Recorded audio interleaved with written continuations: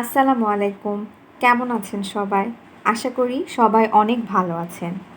আজকে খুব কুইক আর ইজি একটা স্টার্টার রেসিপি আপনাদের সাথে শেয়ার করব। আর এর নাম হচ্ছে পুরভরা কাঁকরোল। এর জন্য প্রথমেই আমরা কয়েকটা কাঁকরোল নিয়ে নেব। আমি এখানে 4টা কাঁকরোল নিয়েছি। প্রতিটা কাঁকরোলকে মাছ থেকে কেটে 2 টুকরো করে নিয়েছি। এবার একটা প্যানে পর্যাপ্ত পানি দিয়ে তাতে সামান্য লবণ দিয়ে ঢেকে কাঁকরোলগুলোকে 5 মিনিট ভাপিয়ে নেব। দেখতে হবে যেন অতিরিক্ত সিদ্ধ হয়ে না যায়। এভাবে মিডিয়াম সিদ্ধ করে কাঁকরোলগুলো উঠিয়ে নেব। এবার একটা চামচ দিয়ে এভাবে করে কাঁকরোলের মাঝের অংশটুকু বের করে নিচ্ছি। সবগুলো কাঁকরোলের মাঝের অংশ বের করে নিতে হবে।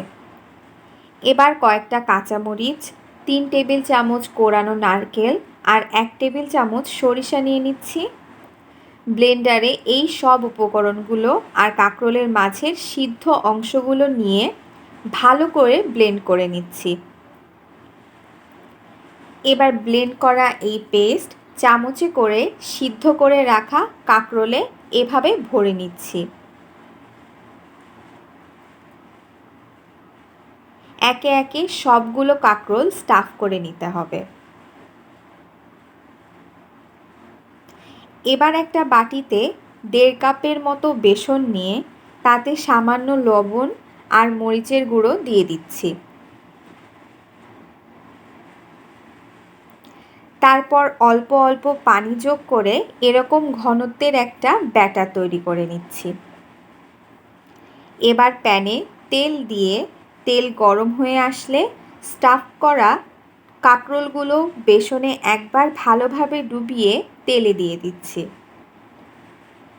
যে অংশে পুর ভরা সেই অংশটা নিচের দিকে থাকবে, তাহলে পুর বেরিয়ে যাওয়ার সম্ভাবনা থাকবে না। এভাবে করে সবগুলো স্টাফ কাঁকরোল তেলে দিয়ে দিলাম।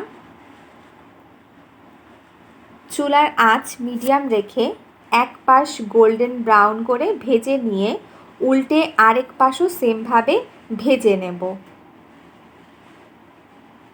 ব্যাস, এবার উঠিয়ে নিয়ে গরম গরম সার্ভ করে নিতে হবে। খুবই মজাদার এই স্টার্টারটা।